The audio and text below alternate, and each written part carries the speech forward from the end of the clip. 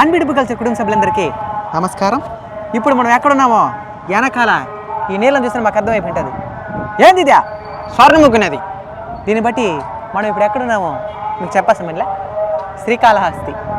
చూపిరా, చూసారా సాయంత్రం సమయంలో ఎట్టున్నారు చూడు, అమ్మ నాయన జాలిగా కూర్చున్నారు చూడండి సిపిగిరి.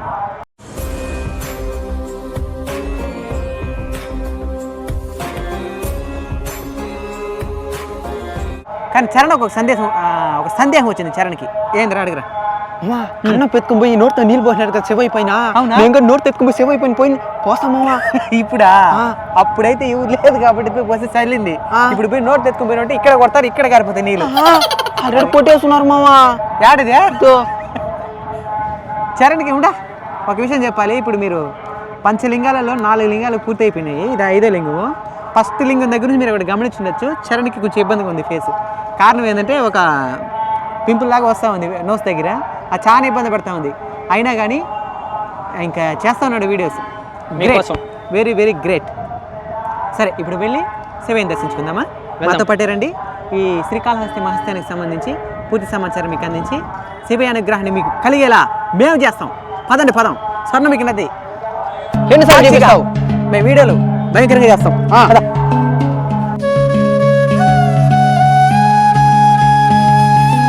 శ్రీకాళహస్తినే దక్షిణ కైలాసంగా పిలుస్తారు. దీనికి కారణం పూర్వం శివయ్య బ్రహ్మదేవుని కైలాసాన్ని నిర్మించమని ఆజ్ఞాపిస్తాడు. బ్రహ్మదేవుడు కైలాసాన్ని నిర్మించే సమయంలో కైలాసంలోని కొన్ని భాగాలు జారి భూలోకంలో పడ్డాయి. ఆ పడ్డ ప్రాంతమే శ్రీకాళహస్తి. అప్పటి నుంచి శ్రీకాళహస్తి దక్షిణ కైలాసంగా కూడా పిలువబడుతుందని తెలుస్తోంది. మామా దీనికి శ్రీకాళహస్తి అనే పేరు ఎందుకు వచ్చింది మామా? ఎందుకు వచ్చిందంటే స్త్రీ కాళహస్తి అనే 3 జంతువులు. స్త్రీ అంటే సాలెపురుగు, కాళ అంటే పాము, హస్తి అంటే ఏనుగు అనమాట. ఆ 3 జంతువులు ఇక్కడ శివయ్యకి సేవ చేసినాయి అనమాట. సేవ చేసి ఇక్కడే ప్రాణాలు విడిచినాయి. కాబట్టి శివయ్య వాటి 3టికి ముక్తిని కలిగించాడు అనమాట. అందుకే ఇది వాటి పేరు మీదుగా శ్రీకాళహస్తిగా పేరు కాంచింది. నేను కూడా భక్తితో ఆయనతో ఉంటే నాకు కూడా పుణ్యం వస్తుంది కదా మామా. తప్పకుండా వచ్చేస్తాడు. అయ్యో శివయ్య మనసు చాలా వెనరాగా అటు ఏడు ఉండిపోతాం మామా. ఈడుండిపోతే వీడేలట. సరే కూడా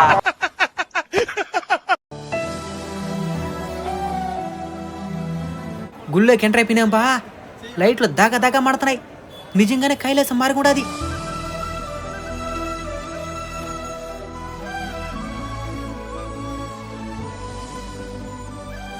సరే, ఈ శ్రీకాళహస్తి అనే పేరు సాలెపురుగు, పాము, ఏనుగు వల్ల ఏర్పడింది కదా. ఇప్పుడు ఆ పురాణం గురించి సవివరంగా తెలుసుకుందాం. ఈ సాలెపురుగు, పాము, ఏనుగు జంతువులుగా ఇక్కడ పుట్టకముందు వాళ్ళందరూ శివయ్య సేవకులుగా ఉండేవారు. వివిధ కారణాల వల్ల, శాపాల వల్ల వాళ్ళు భూమి మీద జంతువులుగా పుట్టి వాళ్ళ శాప నివారణ కోసం శివయ్యని సేవిస్తూ ఉండేవారనమాట. ముందు సాలెపురుగు ఏం చేసేదంటే, సాలెపురుగు బాగా గూళ్ళు కడుతుంది కదా, కాబట్టి శివలింగం చుట్టూ అందంగా గూళ్ళు కట్టేదంట. ఇంత లోపల పామొచ్చి చూసి శివయ్య చుట్టూ ఎందుకు బూజు పట్టిపోయిండదే అని అనుకుని ఆ గూళ్ళు మొత్తం చెరిపేసి విలువైన మణులు తెచ్చి శివయ్యని అలంకరించేదంట. ఇంతలో ఏనుగొచ్చి ఛీ ఎవరి రాళ్ళు తీసుకొచ్చి శివయ్య దగ్గర పెడుతున్నారో అని కోప్పడి ఆ మణులను తోసేసి తొండం నిండా నీళ్లు తెచ్చి శివయ్య మీద పోసి అభిషేకించేది. కొమ్మలు మొత్తం ఇంచుకొని వచ్చి శివయ్య మీదేసి అలంకరించేదంట. ప్రతిరోజు ఇట్నే జరుగుతున్నదంట. సాలెపురుగు గూడు కట్టడం, పాము చెరిపేయడం, పాము చేసిందని ఏనుగు చెరిపేయడం. చివరికి వీటన్నిటికీ అర్థమైపోయిందంట ఎవరు మన అలంకరణ పాడు చేస్తున్నారని. పాము కోసం సాలెపురుగు వెయిట్ చేస్తున్నది, వస్తే అటాక్ చేద్దామని. పాము ఏనుగు కోసం ఎదురు చూస్తున్నది, దాన్ని అటాక్ చేద్దామని. చివరికి ఏనుగు రావడం, పాము ఏనుగు తుండంలో దూరడం, ఆ బాధ తట్టుకోలేకుండా తలని రాయికేసి గుద్దుకోవడం, ఆ రాయి మీదే సాలెపురుగు ఉండడం వల్ల ఆ 3 జంతువులు చనిపోయాయి. అప్పుడు శివయ్య ప్రత్యక్షమై ఈ 3 ఆయన మీద ప్రేమతోనే చనిపోయాయి కాబట్టి ఆ 3ంటికి ముక్తిని ప్రసాదించి తనలో ఐక్యం చేసుకుని వాటి పేరు మీదనే ఈ క్షేత్రానికి శ్రీకాళహస్తి అని పేరు వచ్చే విధంగా వరమిచ్చాడనమాట. అందుకే ఇక్కడుండే శివలింగం కూడా కింది భాగంలో సాలెపురుగు గూడు, పాము పడగలు, ఏనుగు కొమ్ముల రూపంలో ఉంటుంది. కొండ కింది భాగంలో శివయ్య ఉంటే కొండ పై భాగంలో కన్నప్ప ఉంటాడు. ఇప్పుడు ఆయన దగ్గరికి వెళ్దాం.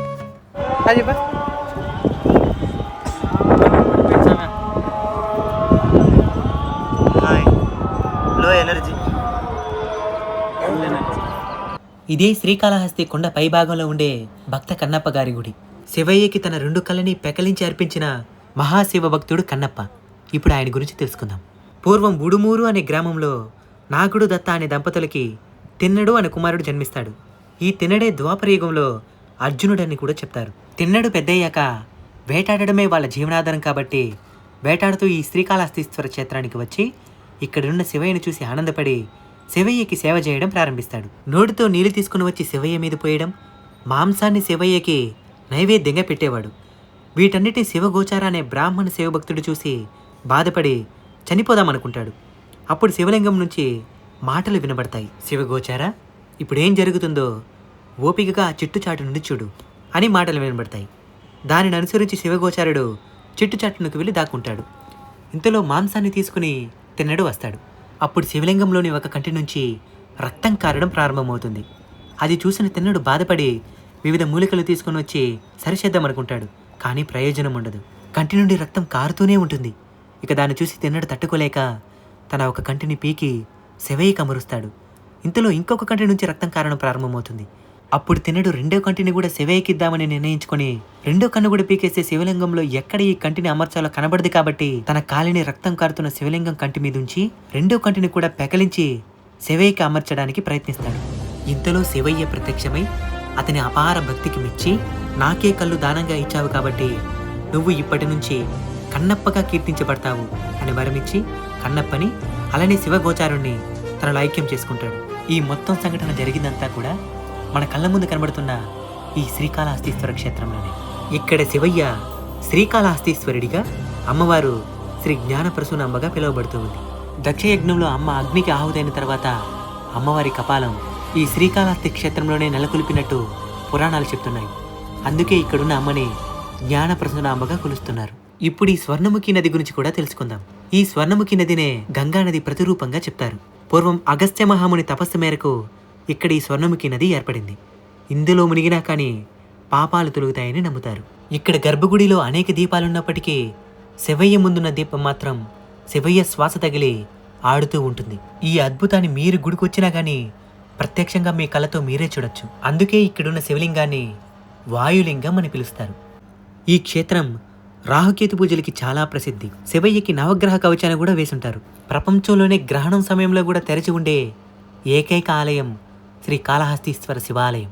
ఇన్ని అద్భుతాలు ఇక్కడున్నాయి కాబట్టే దూర్జటి గారు ఇక్కడున్న శివయ్యని తలుచుకొని శ్రీకాళహస్తీశ్వర శతకాన్ని రాయడం జరిగింది. కొండ మీద కొత్తగా శివపార్వతుల విగ్రహాలను ఏర్పాటు చేస్తున్నారు. దానిని చూస్తూ ఉంటే కైలాసంలో అమ్మ నాన్నలను చూస్తున్నట్టే ఉంటుంది.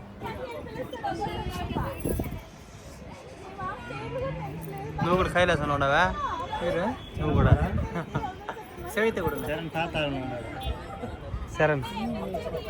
ఓం నమః శివాయ. మాకు చేసేసాయ చెప్పలేను. ఎక్కడైనా కొండ పైన దేవుడు ఉంటాడు, కొండ కింద సామాన్యులు ఉంటారు.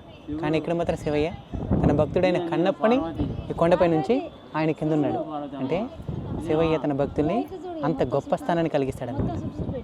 సరే మిత్రులారా, ఇంతటితో మన పంచభూతలింగాల సిరీస్ పూర్తయింది. మొదటిది చిదంబర ఆకాశలింగం, రెండవది జంబుకేశ్వర జలలింగం, మూడవది అరుణాచల అగ్నిలింగం, నాలుగవది కాంచీపుర పృథ్వీలింగం, ఐదవది ఈ శ్రీకాళహస్తీశ్వర వాయులింగం. ఈ క్షేత్ర మహత్యాల్ని మీకు తెలియజేయడం కోసం ఎంతో ఇష్టంతో కష్టపడి ఈ వీడియోలు చేయడం జరిగింది. కాబట్టి వీలున్నవారు తప్పకుండా నేరుగా వెళ్ళి ఆలయాలను సందర్శించండి. వీలు లేని వారికి మన ఈ వీడియోలను షేర్ చేసి శివానుగ్రహాన్ని పొందడంలో సహకరించండి. అలానే ఈ వీడియో మీద మీ అభిప్రాయాన్ని కూడా కామెంట్ చేయండి. ఓం నమః శివాయ.